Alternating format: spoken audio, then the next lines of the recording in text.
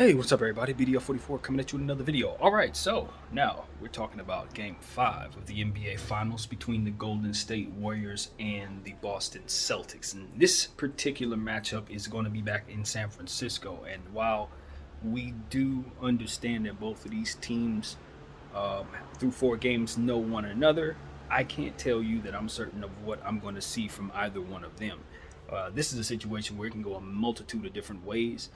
And because of it, I think you're going to see a lot of in-game adjustments. I don't believe that this is a situation where you're going to see just a set plan in place from both teams and then see them stick to that particular plan. No. And the reason why I say that is because we've seen so many different types of looks from these two teams. You're talking about a situation where the Golden State Warriors looked dominant on the glass in Game 4 and left themselves with absolutely no rim protection in Game 3. Which Warriors will we see? You know, you're talking about a Boston Celtics team that's had 30 plus assists in a game, and we've had a Boston Celtics team that only had 20 assists in the game. Which Boston Celtics offense are we going to see? You know, it does come down to the defenses on both sides affecting these offenses so very much. And that's why I believe that rebounding is in fact going to tell the story. First of all, I've been saying this the whole time about the Golden State Warriors. Every single time they win basketball games, it's because they dominate on the glass and they're taking care of the interior side of the scoring punch. That is most important for them. They need to continue to establish the paint. When they lose, they usually have not done that, and they don't give many offensive boards. So it's going to be key for them to continue that momentum. They got a lot of rebounds, whole lot of rebounds out of people that you wouldn't necessarily expect to see a lot of rebounds out of. Yes, Draymond got his 9, but we're talking about Andrew Wiggins, who came out of there with 16 of them. Steph Curry, who came out of there with 10 of them. You know, these are the type of things that you just can't let happen if you're the Boston Celtics. So I'm expecting the Boston Celtics to make the adjustment and put an emphasis on the glass as the Golden State Warriors had adjusted into Game 4 after not leaving themselves any rebounding help in Game 3. So which will we see? Who's going to show up tonight? You know, we've seen good Marcus Smart. You know, we've seen bad Marcus Smart. We've seen Steph Curry be consistent throughout the entire time. Of course, he's coming off a 43-point game, which you know for a fact can translate back home into this game. So I'm pretty sure Boston's going to be dictating a lot of what they do defensively toward giving him less looks from behind the arc, because he was lighting them all the way up in Game 4. So that cannot continue if the Boston Celtics want to take a lead in this series once again. Now, we're looking at a situation right now where I'm also looking at Jordan Poole very closely, because he's been inconsistent and he started to show signs of life over the last couple of games, especially in the first half of the last one where he really was aggressive and was looking for a shot quite a bit. I want to see him continue to do that, especially, again, at home. Thing about it is Golden State Warriors haven't lost many home games in these playoffs at all. In fact, I think they've only lost one of them. So it's going to be on the Boston Celtics to defy gravity and somehow overcome that home crowd that Golden State provides. You know, with the series shifting back to San Francisco, I do believe we'll see a little bit more calmer energy. It won't be as much cussing and fussing and screaming as the Boston Celtics crowd provided. We know they're very unique to themselves.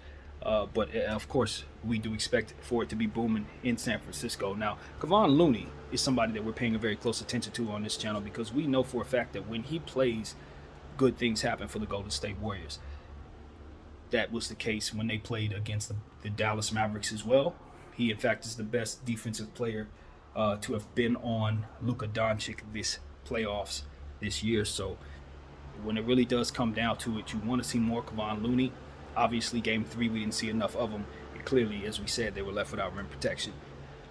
His impact was made quite a bit in the last game. In fact, he had the best plus-minus of anyone at 20, plus 21. And you just want to continue to see him do what it is that he does, which is crash the glass, play defense, and, of course, establish rim protection, which is something that the Golden State Warriors need not ever leave themselves without again, because that was an ugly sight, not only for their fans, but for all of us to watch. As a Laker fan, I know for a fact, small ball is garbage unless you have the perfect personnel to run it.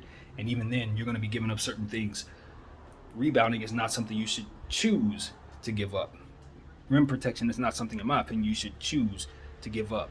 So No, that should not be something we see the Golden State Warriors do for themselves again. We know they have some of the best shooting in the world, but that is not something they need to do against that Boston Celtics team ever again. So, speaking of things they never need to do again, they do not need to play Andre Iguodala again. I'm sorry. No more. Not in these finals. I've seen them. Steve Kerr's trying to sneak him in there out of respect, and stop it. These are the type of things that we've talked about early in the series that have made it so that this series is 2-2 instead of 3-1 or even out of here already for the Golden State Warriors, because they just did certain things with their lineups that did not cater to the matchups in front of them, and more so catered to the legacy that they're leaving behind for some of the players they want to play. So that needs to not take place today. If Klay Thompson is not shooting the ball the way that he was in the last second half, I would say manage him in such a way that gives him more time next to the coach. I do not believe that Gary Payton II should be set for too long tonight. You need his energy. He has fresh legs because he hasn't played as much. He's a defensive player, in fact, one of the best you have. You relied a great deal on Andrew Wiggins in the last game, 43 minutes, and I'm telling you, it's game 5. You're still going to need all of the players that you have right now to be fresh for any game 6 or game 7 situations, which I believe are going to take place. So, is going to take place. I believe that. So, at this point, if the Golden State Warriors are to win this particular game, I do believe they're going to have to venture away from certain players. We've already mentioned a few. Draymond Green, depending on how he's playing, is another one. If he's not having a good game tonight and he's a real liability in some areas that he's not normally in liabilities, he's going to have to be set for someone else. They tried Bielitsa a little bit. I saw some good things in the short minutes that he played in this series. Obviously, Jonathan Kuminga's number has yet to be called. I don't know that it will be, but it's an option. Then, of course, again, Kevon Looney is somebody you could trust to hold things down so long as he doesn't get in foul trouble. Speaking of foul trouble, I want to give kudos to Andrew Wiggins for staying out of foul trouble on top of getting 16 rebounds, 17 points. He also only had 2 fouls, which is something that really stood out to me. It's very difficult to do when you're that physical, crashing the glass, to not foul nobody. So I think that's a big deal. Now, let's shift over to the Celtics. Obviously, you want to talk about Jason Tatum and Jaylen Brown. Jaylen Brown's playing some fantastic basketball, and he's making a good argument, a very good argument for MVP of this series for the Boston Celtics side of things. Obviously, Steph is the leader overall, in my opinion. But Jaylen's doing a lot for his team, and he's continuing to do what it is that he needs to do systematically for them, which is drive the basketball into the teeth of the defense, put pressure on the rim, and ultimately get to the line. He's doing a good job of that. I like what he's doing in terms of his aggression defensively as well. He's playing phenomenal defense as always, and if he continues to have active hands, he's going to continue to assist the best defense in the league today. So, at this point, I think that Robert Williams now needs to be mentioned, because when you're talking about the Boston Celtics, you can't get too far away from what he's been able to do over these last 2 games, particularly. His rim protection has been key. And even in the loss, he still showed signs of being a very difficult player to deal with in the paint. If he can reestablish himself, particularly when Looney's in the game, that will be a good thing for the Boston Celtics, because they've always been able to take advantage of small ball lineups when Golden State goes that route. But when Golden State shifts their focus to having rebounders on the floor and rim protection on the floor, the Boston Celtics have had their issues with that, as we saw in Game 4. So I want to see if the Boston Celtics bigs can, in fact, win that matchup, even when Looney and Dre are both getting a healthy dose of minutes. Because I don't know that they can win that board, to be honest with you, especially the way the Williams brothers tend to rebound from game to game to game. Now, Robert Williams did rebound very well in the game that they won, Game 3, but overall, I don't get enough out of Robert and the other Williams as well. We need both of the Williams brothers to rebound the ball, score the ball where they can, and of course continue playing defense as well as they always do.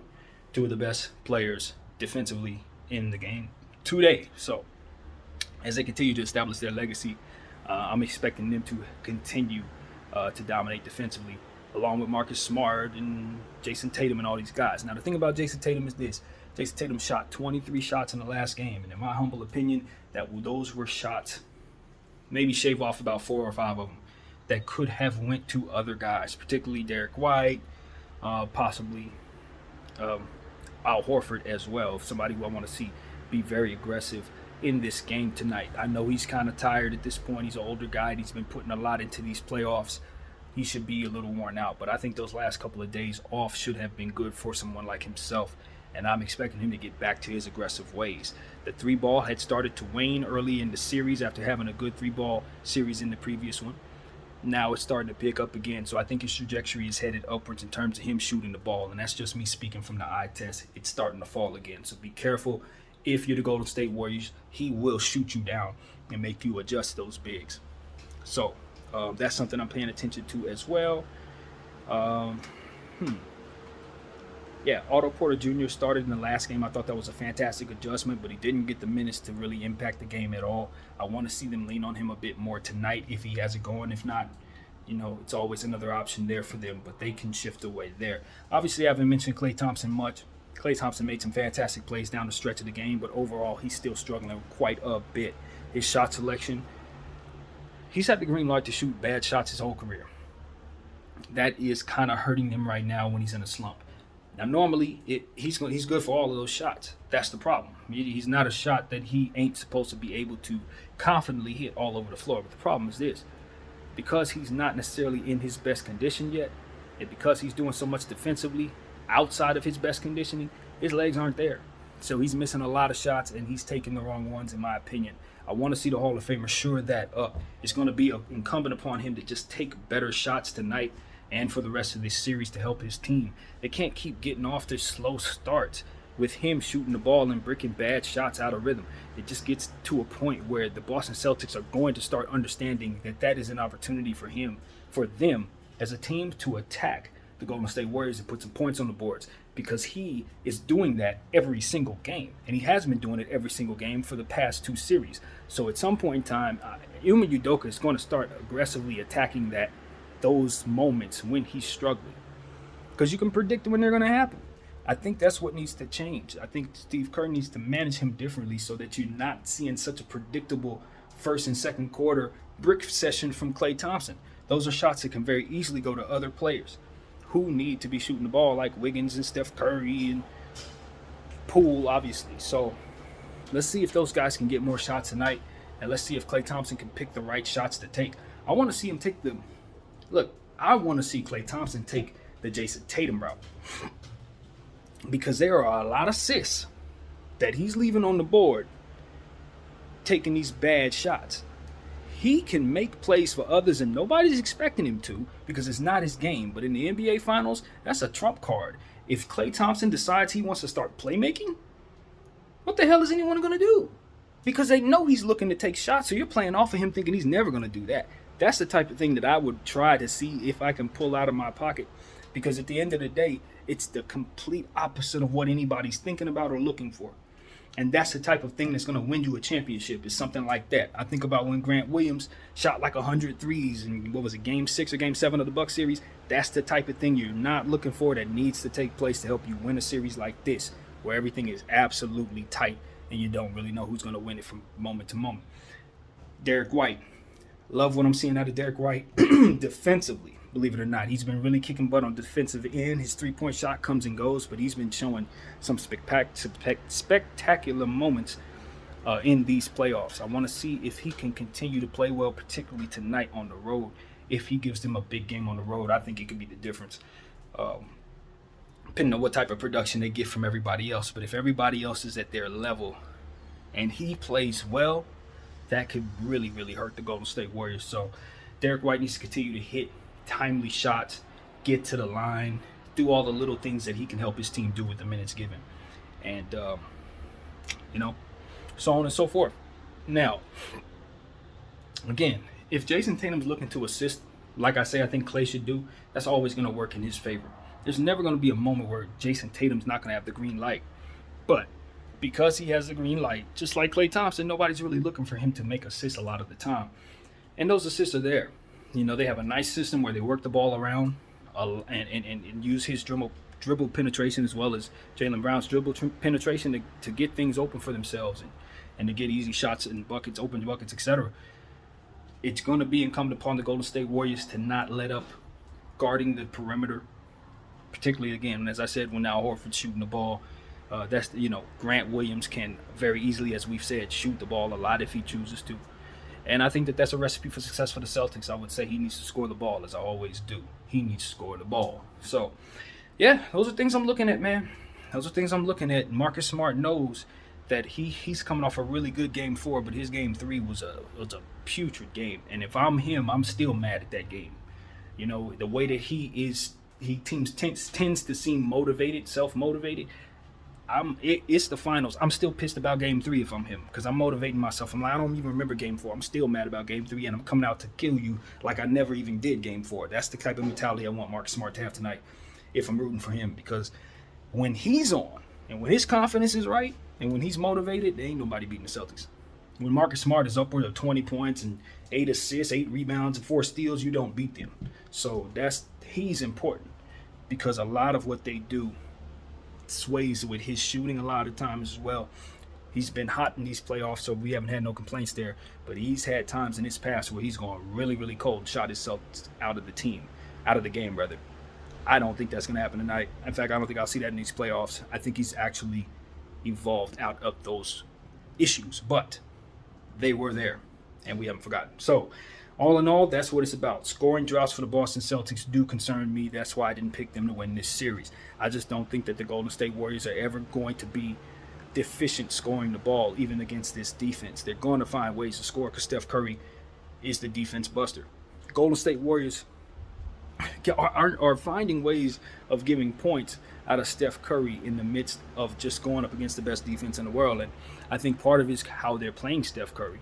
Much has been said about that drop coverage, which we don't think really works on this channel. But again, if you use it in certain instances, you can throw him off. And if you throw a bunch of different looks at Steph Curry, I think that's a better thing than overall just giving him something that you would think works and watch him figure it out over time. So I think they're doing the right thing. They're giving him different looks, and some of those looks are very soft.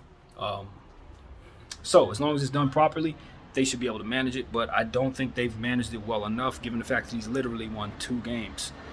But here's the thing that concerns me about the Golden State Warriors. Do they really need him to score 43 points for them to beat the Boston Celtics? Because if that's the case, I don't know if I can put my money on that.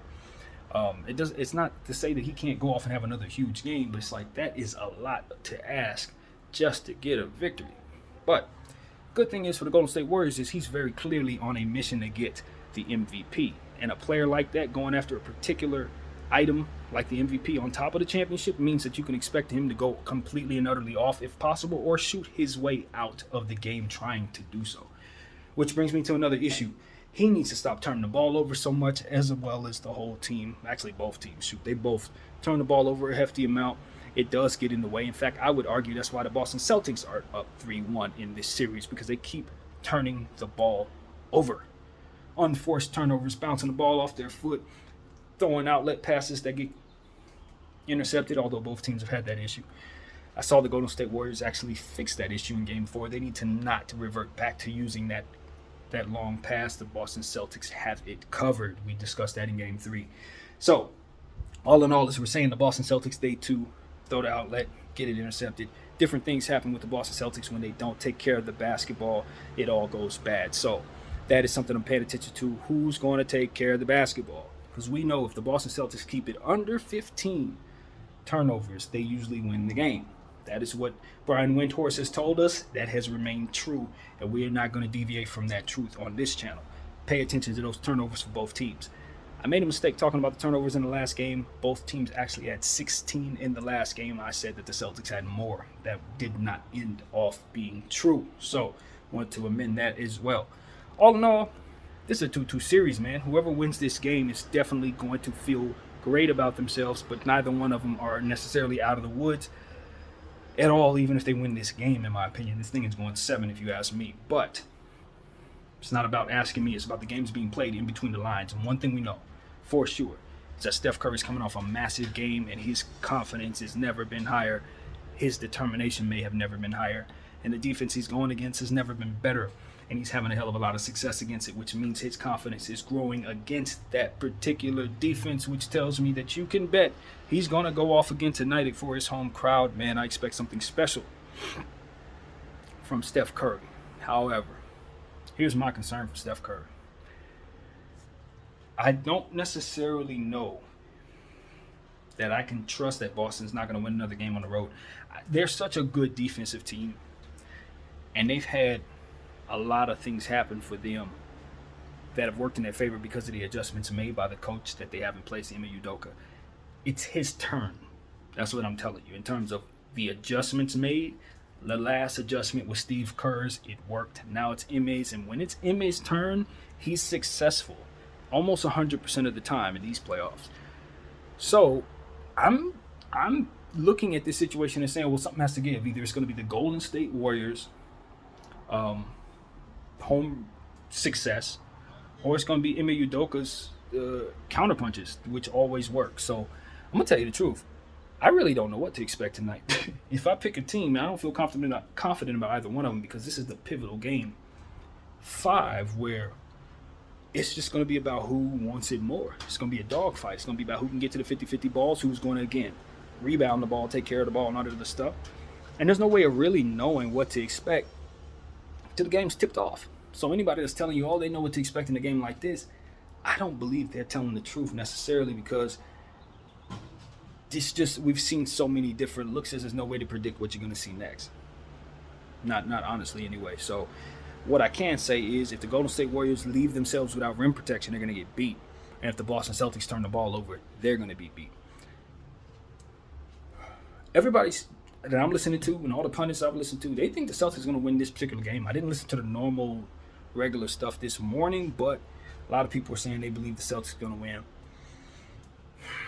This is the Warriors' home floor, man. I don't know. I've been on the fence about this particular game all day long. I don't know. I really don't know. In fact, I'm not certain that I believe whoever wins this game is even going to win the series.